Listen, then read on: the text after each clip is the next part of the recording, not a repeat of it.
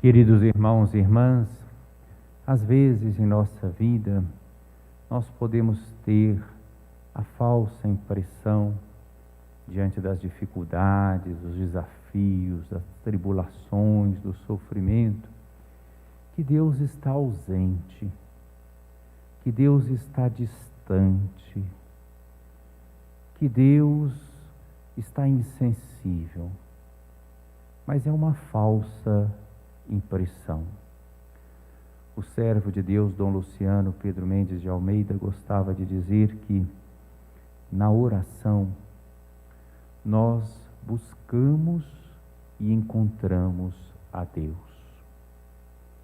E no sofrimento, Deus nos busca, Deus se aproxima de nós e nos infunde confiança, fortalece a nossa fé, a nossa esperança, a experiência da nossa fragilidade nos permite nos lançar nos braços de Deus.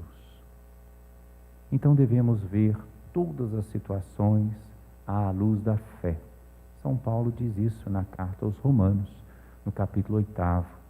Todas as coisas concorrem para o bem daqueles que amam a Deus.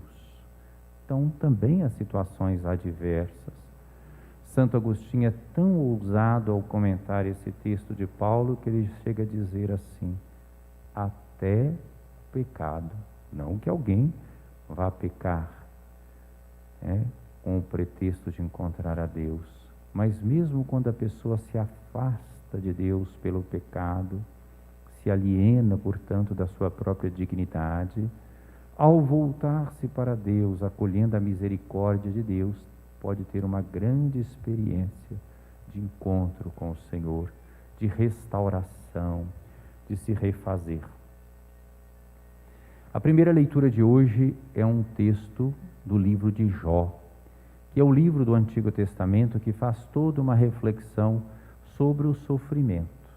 Não teoriza sobre o sofrimento, mas faz a reflexão sobre o sofrimento que povoa a vida humana.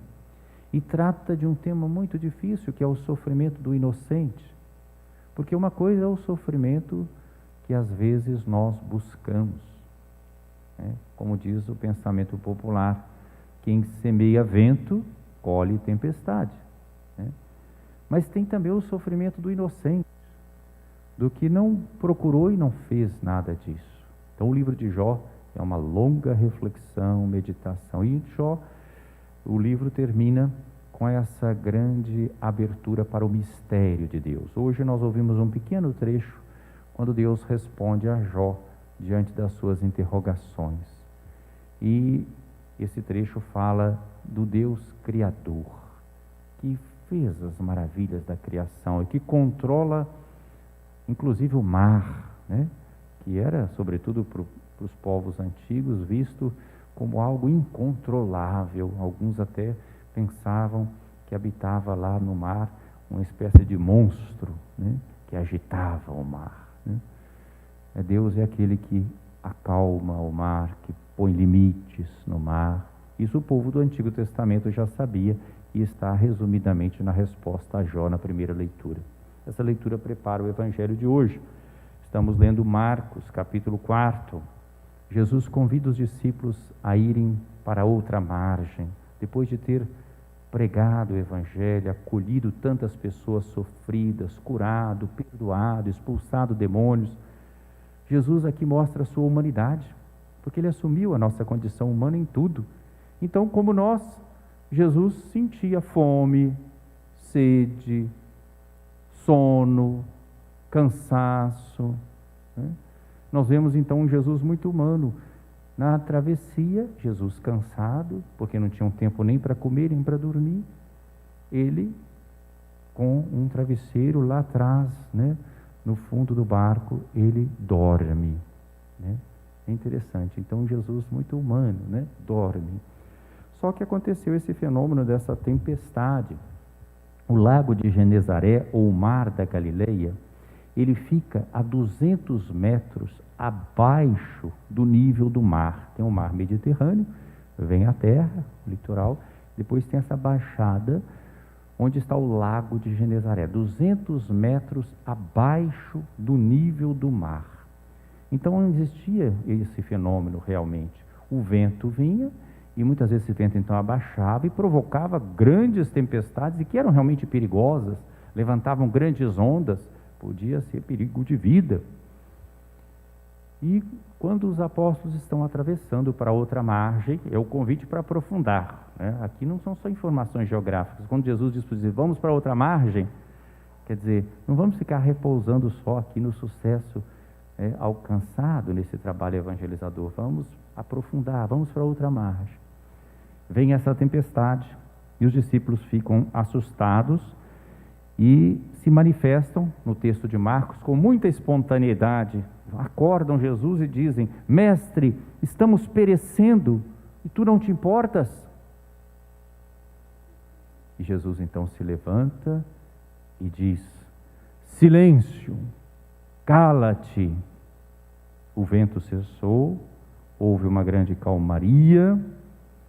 Jesus interroga os discípulos, porque sois tão medrosos, ainda não tendes fé? E termina o evangelho de hoje com essa pergunta, que é a pergunta que está ao longo de todo o evangelho de Marcos. Quem é Jesus? Quem é este a quem até o vento e o mar obedecem? Estão vendo então, preparados pelo texto de Jó, né?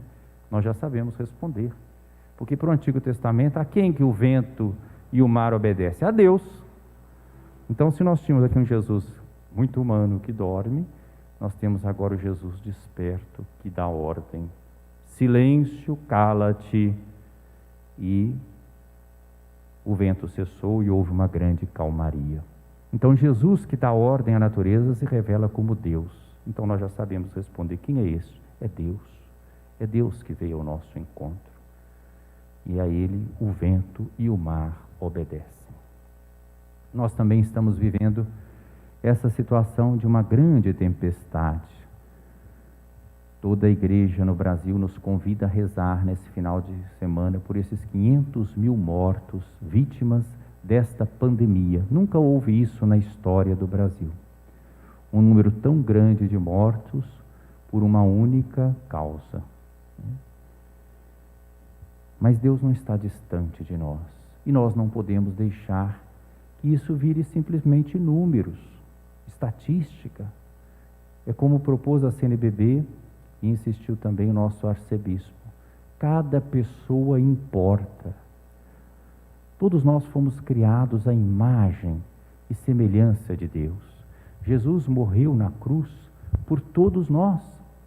É o que nós ouvimos na segunda leitura de hoje, tirada da segunda carta de São Paulo aos Coríntios, texto belíssimo. O amor de Cristo nos pressiona, pois julgamos que um só morreu por todos. Ele deu a vida por todos, por cada um.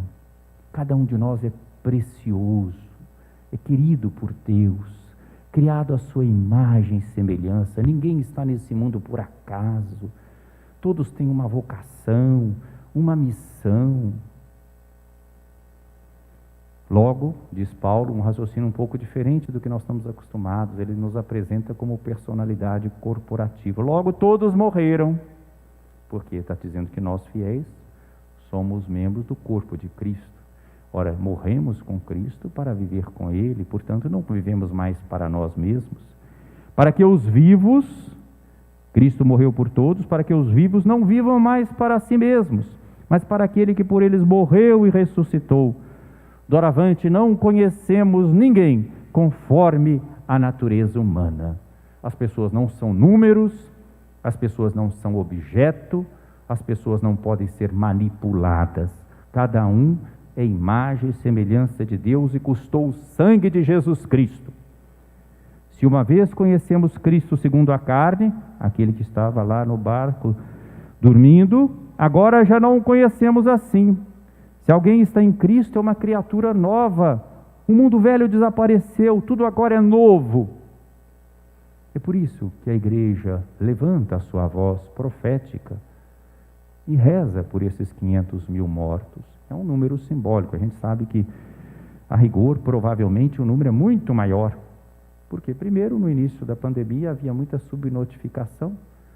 Muitos eram classificados de uma doença pulmonar, mas ainda não, né, foi novidade para muita gente. Então, não se dava essa informação. E depois, outras pessoas tiveram Covid, se curaram, tiveram tratamento e venceram.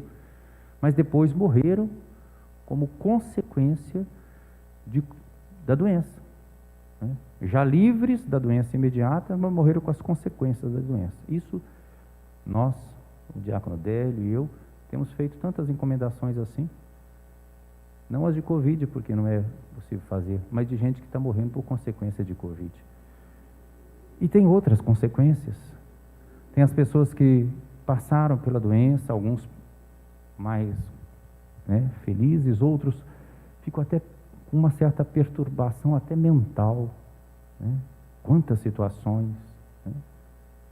Não estou falando de números, não, estou falando de rostos aqui, de gente da paróquia que eu conheço, que eu atendo.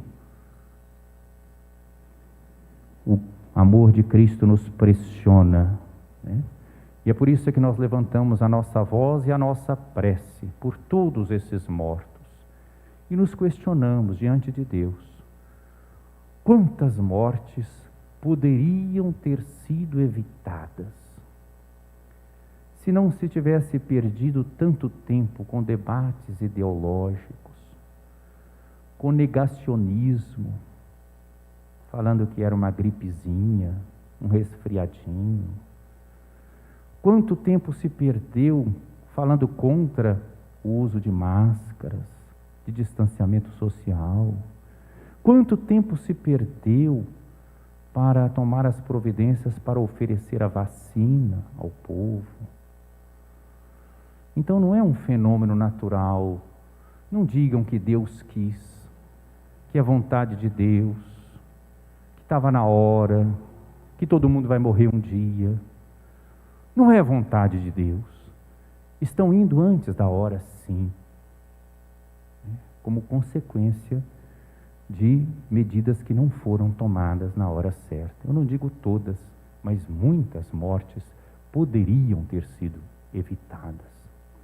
E isso deve ser investigado, apurado, e deve haver uma responsabilização pública segundo a justiça e o direito. A nós cabe rezar pelos falecidos, como sempre rezamos, por isso essas 500 velas acesas, inclusive aí fora, essa tarja negra lembrando os falecidos, cada vida importa, essa coroa de flores e todas as missas desse final de semana rezadas nessa intenção. Rezar pelos mortos é algo que nós temos o direito de fazer e fazemos desde o Antigo Testamento. No Antigo Testamento teve gente que foi perseguido porque rezava pelos mortos. Tempos estranhos, né? Hoje também tem gente que acha que rezar pelos mortos não é possível. Não, é inclusive um ato de misericórdia, é uma das obras de misericórdia.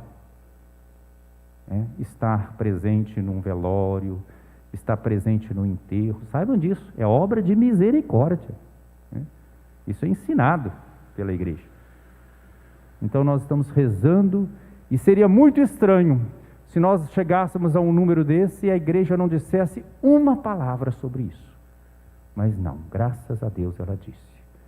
A Conferência Nacional dos Bispos do Brasil, o Conselho Permanente da CNBB pediu que todas as igrejas dobrassem seus sinos ontem às 15 horas, que todas as missas fossem nessas intenções. O nosso arcebispo escreveu uma carta a todos os párocos e administradores paroquiais. A carta chegou para que fizéssemos isso. Estamos fazendo em profunda comunhão com toda a igreja e à luz da palavra de Deus e na coerência com o pacto pela vida e pelo Brasil, do qual a CNBB é signatária. Que nós continuemos unidos, sendo solidários e cuidando uns dos outros, responsáveis pela nossa saúde, pela saúde dos outros, sendo solidários com os que estão sofrendo. e que nós não sejamos negacionistas de nada, mas sejamos anunciadores do Evangelho de Jesus Cristo e, se preciso, que nós digamos como Jesus: silêncio, cala-te, e anunciemos com a nossa indignação profética o Evangelho de Jesus. Louvado seja nosso Senhor Jesus Cristo. Para sempre seja louvado.